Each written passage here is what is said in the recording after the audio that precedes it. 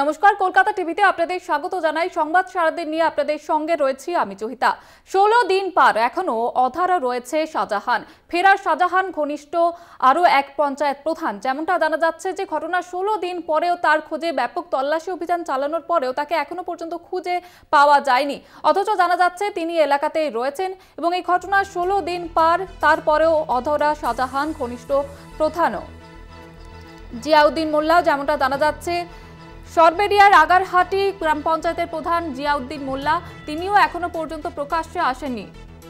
বঞ্চিত হচ্ছেন পরিষেবা থেকে এলাকার বাসিন্দারা, পরিষেবা থেকে বঞ্চিত হচ্ছেন গ্রামবাসীরা, এমনটাই জানাচ্ছেন তারা। এই বিষয়ে বিস্তারিত জানবো, সরাসরি রয়েছেন আমাদের প্রতিনিধি সঞ্জিত চক্রবর্তী। সঞ্জিত, এখনো পর্যন্ত অধরা শাহজাহান এবং শাহজাহান ঘনিষ্ঠ পঞ্চায়েত প্রধান, কি জানা যাচ্ছে? দেখো, একাদিন 16 দিন কেটে যাওয়ার পরেও কিন্তু ইতিমধ্যে যেন শাহজাহান শেখ অধরা রয়েছে। তার ডানাত একদা সঙ্গী হচ্ছে জিয়াউদ্দিন মোল্লা, বিশেষ করে সরবেরিয়া আগারহাটি গ্রাম পঞ্চায়েতের প্রধান, কিন্তু তিনিও কিন্তু পুলিশের খাতায় ফেরার।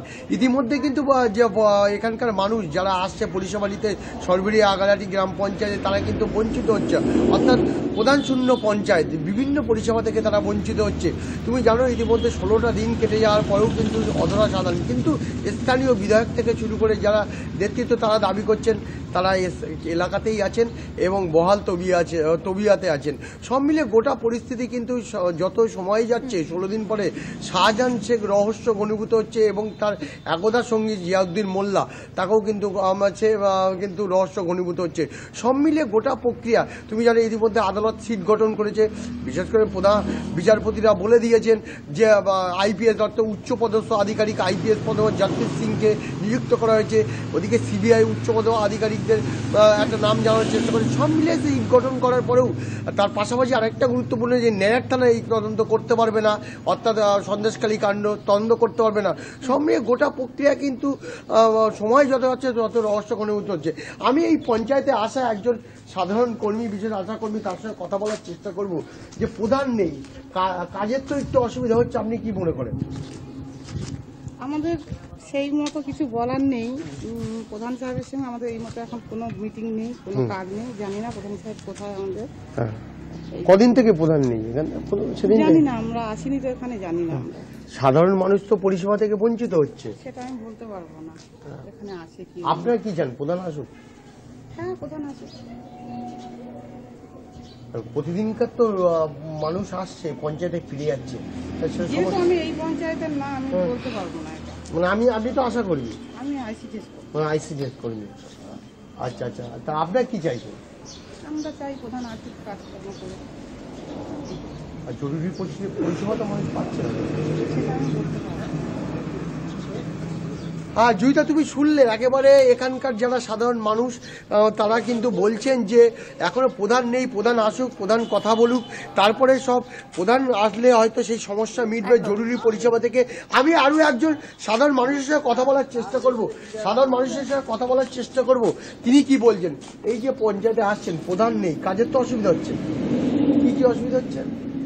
কাজের আমার একটা অসুবিধা, ওই সুরক্ষা কার্ড লাল হয়ে গেছে, তার 3 মাস মাল দিচ্ছে না দিলে, বলছে কার্ডটা ঠিক করো। তো এখানে হয় বলে এসছি। তা প্রধান তো নেই, প্রধান আসছে নেই তো, প্রধান নেই, প্রধান কোথায় কি করে বলবো।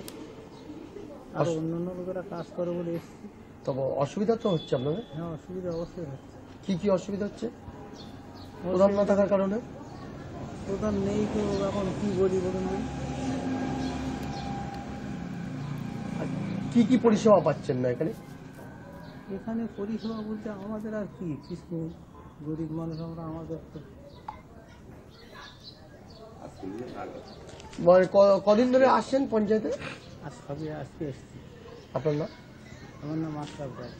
হ্যাঁ জয়িতা, তুমি শুনলে বিশেষ করে যে একেবারে যে পঞ্চায়েত অর্থাৎ প্রধান শূন্য, রীতিমতো সাধারণ মানুষ কিন্তু যারা পরিষেবা নিতে আসছে ব্যাপক সমস্যায় পড়েছেন এলাকার বাসিন্দারা। আপাতত ধন্যবাদ জানাবো তোমাকে। যেমনটা আমাদের প্রতিনিধি জানালো যে পঞ্চায়েতের প্রধান সেখানে এখনো পর্যন্ত ফেরার এখনো প্রকাশ্য আসেননি তিনি, এবং সেই কারণেই পরিষেবা থেকে বঞ্চিত হচ্ছেন গ্রামবাসীরা।